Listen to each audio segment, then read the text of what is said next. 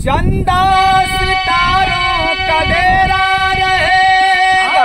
जय हो। बेसामी का नित्य बसेरा रहेगा।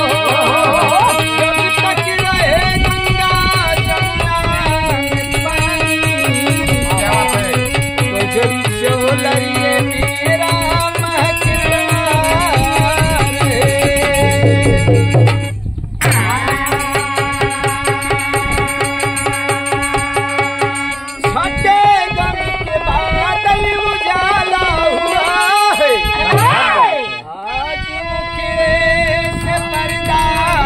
हटाना है बाजी, खुले दिल से कह दो है कजरी सोता जगड़ी।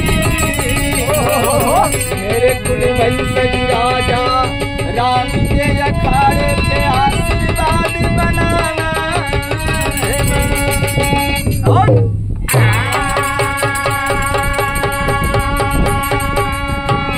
आइए, एक बड़ी प्यारी सी गीत की लाइन है और इस गीत की लाइन को